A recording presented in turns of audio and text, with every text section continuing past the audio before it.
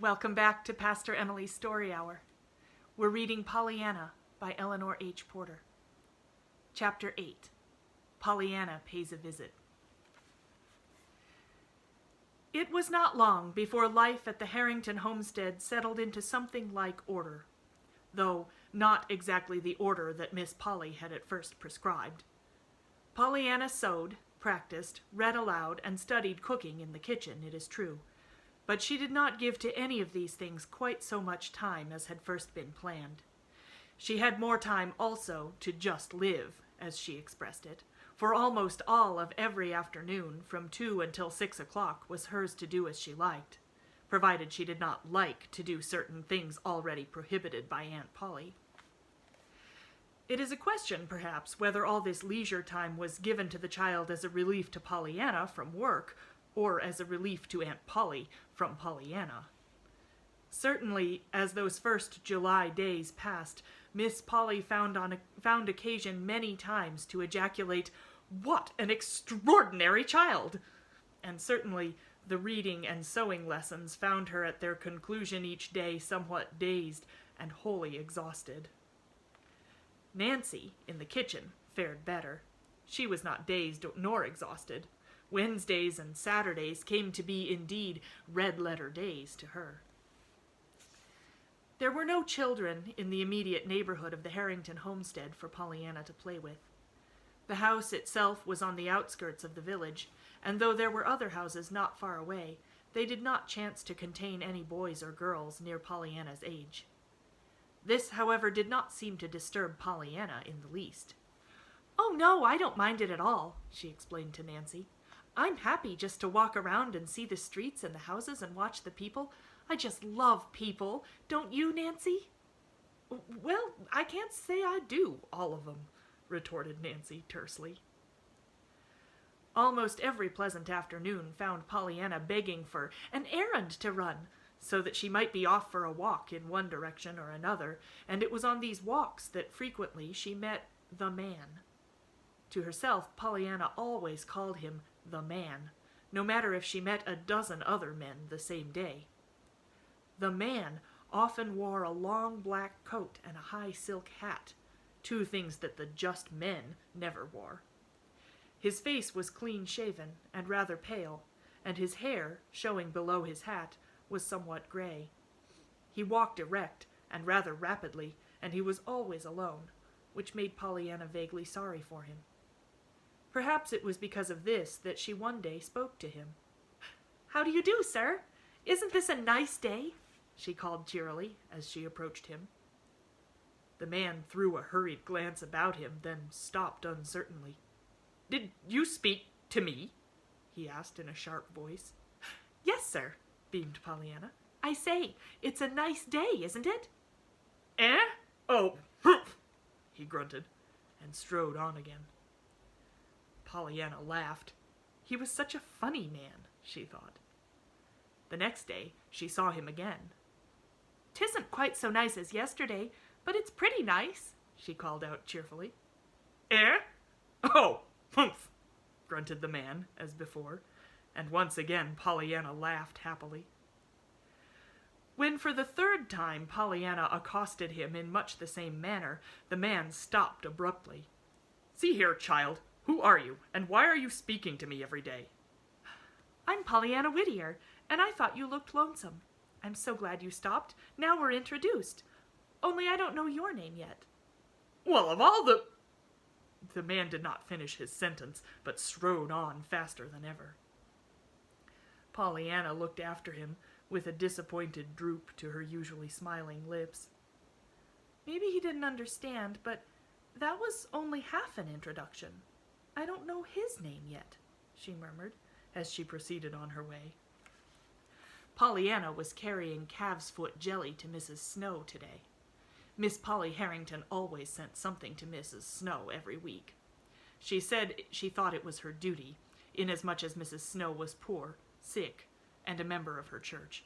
It was the duty of all the church members to look out for her, of course. Miss Polly did her duty by Mrs. Snow usually on Thursday afternoons, not personally, but through Nancy. Today, Pollyanna had begged the privilege, and Nancy had promptly given it to her in accordance with Miss Polly's orders. "And it's glad that I am to get rid of it," Nancy had declared in private afterwards to Pollyanna. "Though it's a shame to be tucking the job off onto you, poor lamb, so it is. "But I'd love to do it, Nancy." "Well, you won't, not after you've done it once," predicted Nancy sourly. "Why not?" "Because nobody does. If folks want sorry for her, there wouldn't a soul go near her from morning till night, she's that cantankerous. All is, I pity her daughter what has to take care of her."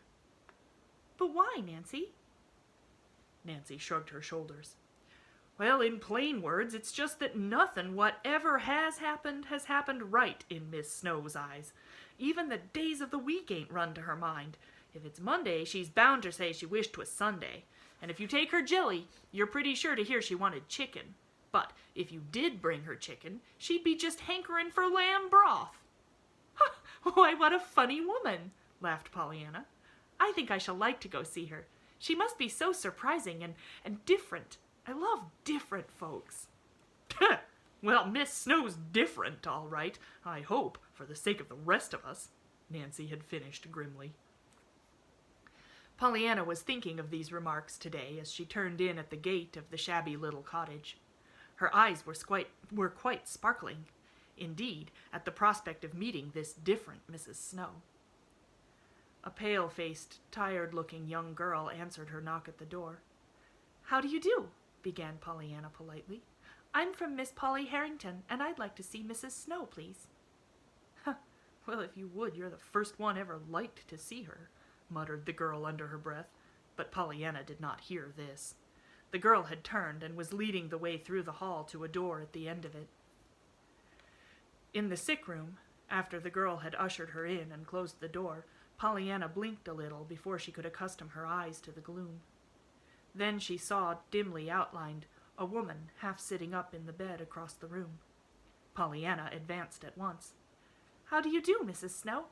Aunt Polly says she hopes you are comfortable today, and she's sent you some calf's foot jelly." "Dear me, jelly?" murmured a fretful voice. "Of course I'm very much obliged, but I was hoping 'twould be lamb broth today."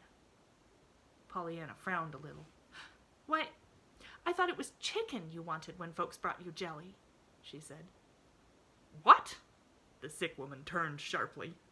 "Oh, nothing much," apologized Pollyanna hurriedly. "And of course it doesn't really make any difference.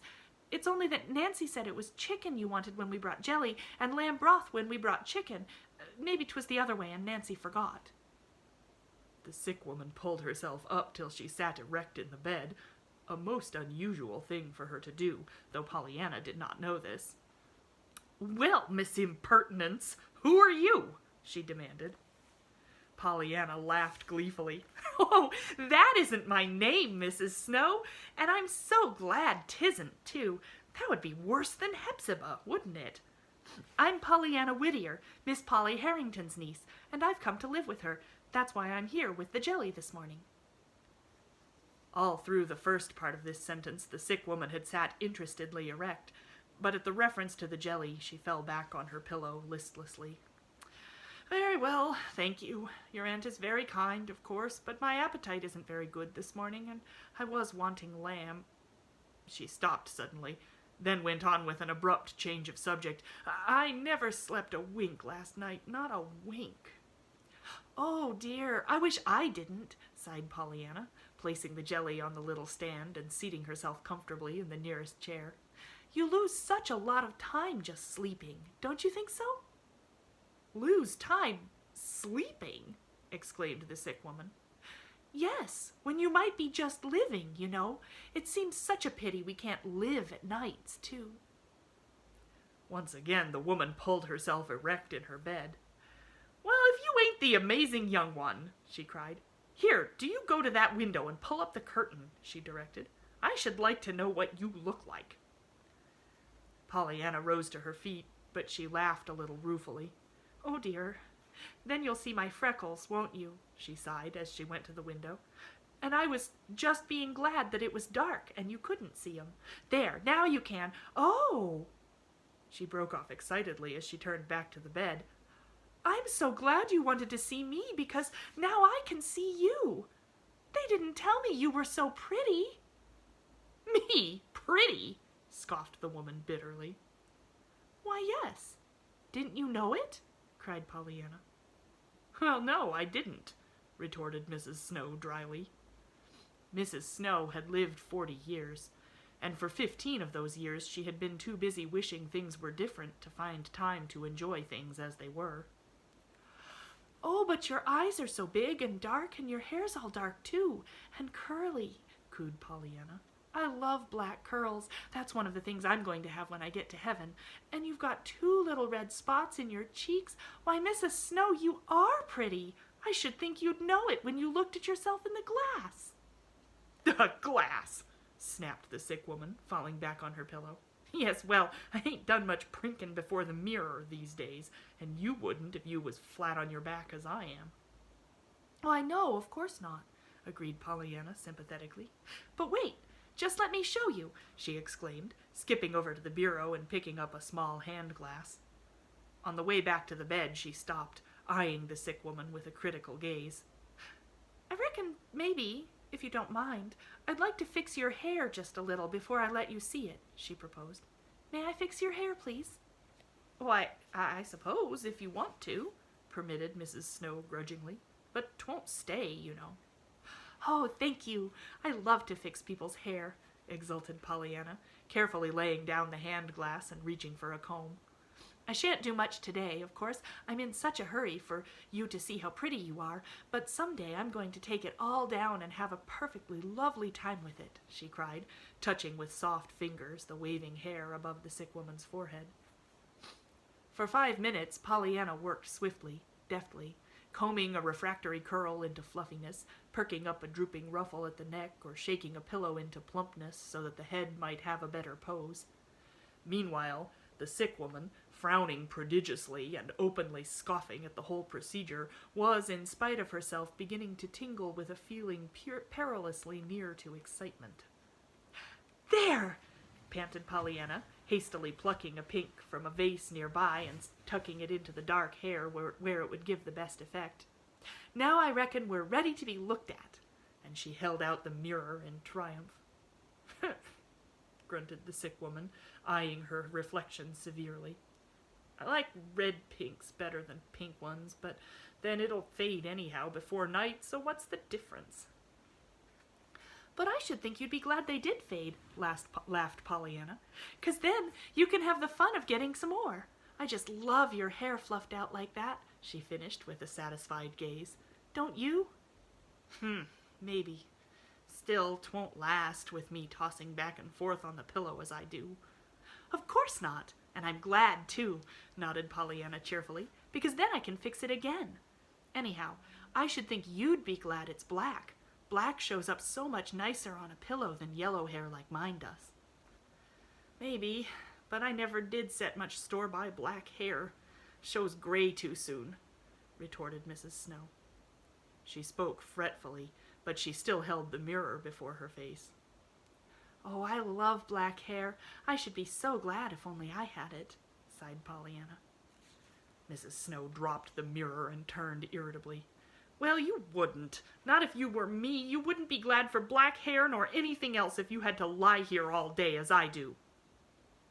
Pollyanna bent her brows in a thoughtful frown. "Why, 'twould be kind of hard to do it then, wouldn't it?" she mused aloud. "Do what?" "Be glad about things." "Be glad about things? When you're sick in bed all your days? Well, I should say it would," retorted Mrs. Snow. "If you don't think so, just tell me something to be glad about, that's all." To Mrs. Snow's unbounded amazement, Pollyanna sprang to her feet and clapped her hands. "Oh, goody! That'll be a hard one, won't it? I've got to go now, but I'll think and think all the way home, and maybe next time I come I can tell it to you. Goodbye. I've had a lovely time. Goodbye," she called again as she tripped through the doorway. "Well, I never! Now what does she mean by that?" ejaculated Mrs. Snow, staring after her visitor. By and by she turned her head and picked up the mirror, eyeing her reflection critically. That little thing has got a knack with hair, and no mistake, she muttered under her breath. I declare I didn't know it could look so pretty. But then what's the use? She sighed, dropping the little glass into the bedclothes and rolling her head on the pillow fretfully. A little later, when Millie, Mrs. Snow's daughter, came in, the mirror still lay among the bedclothes, though it had been carefully hidden from sight. Why, Mother, the curtain is up, cried Millie, dividing her amazed stare between the window and the pink in her mother's hair. Well, what if it is? Snapped the sick woman. I needn't stay in the dark all my life if I am sick, need I? Why, no, of course not, rejoined Millie in hasty conciliation as she reached for the medicine bottle. It's only, well, you know very well that I've tried to get you to have a lighted room for ages, and you wouldn't. There was no reply to this. Mrs. Snow was picking at the lace on her nightgown. At last she spoke fretfully. I should think somebody might give me a new nightdress instead of lamb broth for a change. Why, Mother! No wonder Millie quite gasped aloud with bewilderment. In the drawer behind her at the moment lay 2 new nightdresses that Millie, for months, had been vainly urging her mother to wear. Come back tomorrow for chapter 8? 9. Come back tomorrow for chapter 9.